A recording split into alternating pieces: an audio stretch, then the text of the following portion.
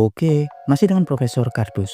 Saat ini, berbagai konsep teknologi pertahanan semakin canggih. Setiap negara besar pastinya tiap detik akan berusaha mengupgrade sistem teknologi militer mereka agar dapat mengungguli para pesaingnya. Bahkan lewat industri pertahanan yang dimilikinya, mereka rela menggelontorkan ratusan miliar dolar per tahun untuk berbagai eksperimen mahal guna menciptakan sistem teknologi militer terbaru yang lebih canggih, efektif, efisien, dan tentunya mematikan. Sebut saja perlombaan di bidang kedirgantaraan seperti halnya pengembangan teknologi pesawat tempur generasi ke-6.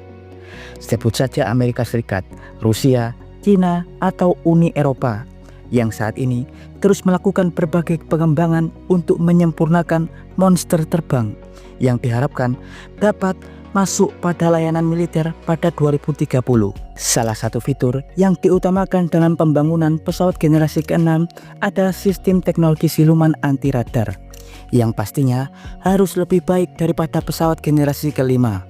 Salah satu yang diupayakan adalah menemukan paduan material penyerap gelombang mikro atau radio frekuensi yang mampu meredam paparan gelombang radio energi tinggi.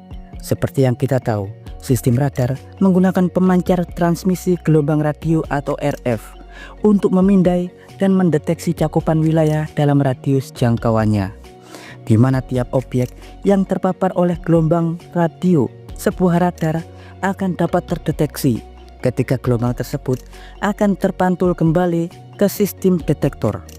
Karena itu, setiap pesawat siluman umumnya memiliki teknologi material penyerap gelombang radio canggih yang memungkinkan transmisi gelombang mikro agar tak kembali ke detektor radar.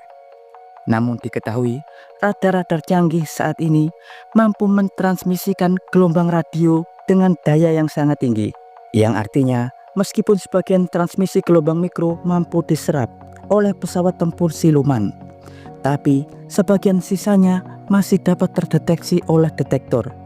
Karena itu, model material penyerap gelombang RF pada pesawat tempur generasi ke-6 diwajibkan dapat mengatasi paparan transmisi kuat dari radar generasi terbaru.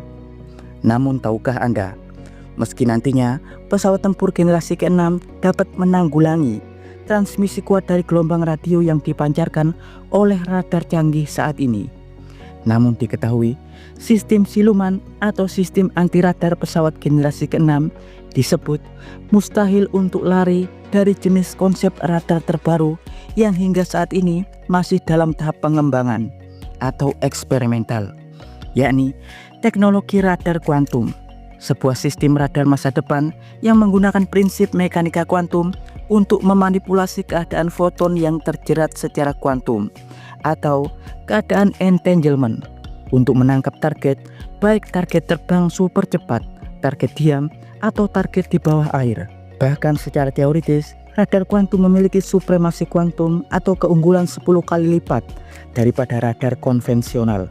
Seperti radar kuantum diketahui dapat beroperasi pada tingkat daya yang sangat rendah, yang artinya keberadaan sinyal radar akan sulit untuk dideteksi oleh sistem lain. Kemudian, radar kuantum juga sangat stabil, bahkan dapat mendeteksi target di lingkungan yang sangat bising dengan derau dan kontaminasi yang sangat tinggi. Selain itu, radar kuantum juga tidak rentan terhadap kesalahan.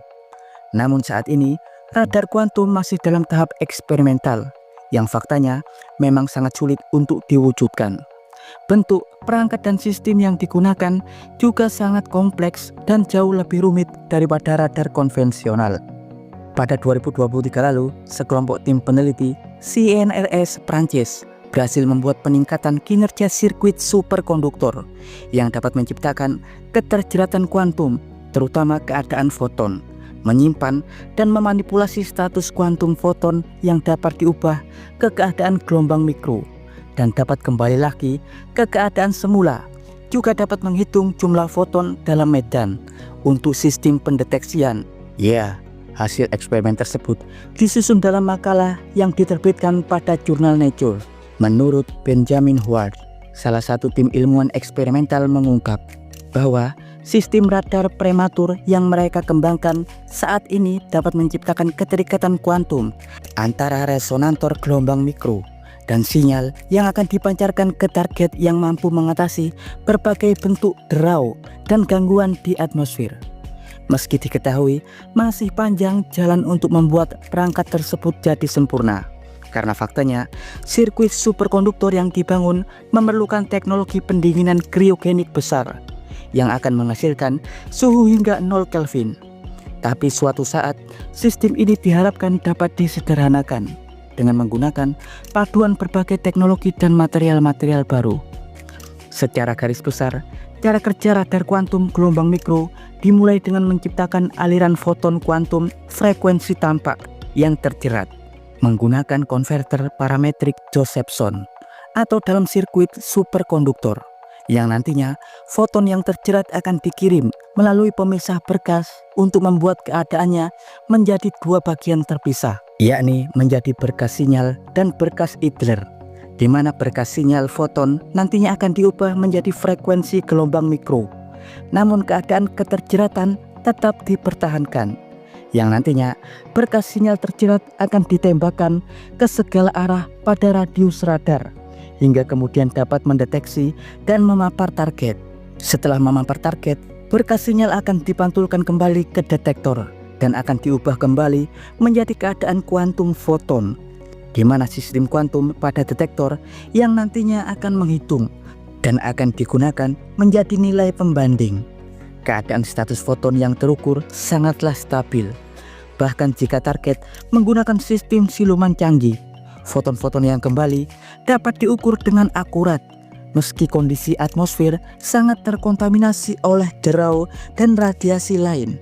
Namun sekali lagi, untuk menyempurnakan konsep ini jalan panjang masih harus ditempuh. Perangkat-perangkat yang berhasil dibuat saat ini sangat prematur. Sirkuit superkonduktor yang diciptakan masih tergolong sangat tidak efisien. Saat ini, perangkat yang tercipta dalam eksperimen juga masih berukuran mikro, tidak dapat digunakan dalam radius jangkauan besar. Karena sistem sirkuit superkonduktor masih tergolong mini, karena harus didinginkan dengan perangkat pendingin kriogenik besar. Meski begitu, diharapkan di masa depan perangkat-perangkat tersebut dapat lebih fleksibel, minimalis, yang dapat ditransmisikan pada radius yang sangat luas untuk benar-benar dapat digunakan dalam industri pertahanan modern. Ya, dan berikut informasi singkat dari Profesor Kardus tentang teknologi radar kuantum. Jangan lupa like, subscribe, dan tekan tombol lonceng di channel Profesor Kardus. Tak berjasa, tapi jenius. Profesor Kardus dari CNRS Prancis mengabarkan.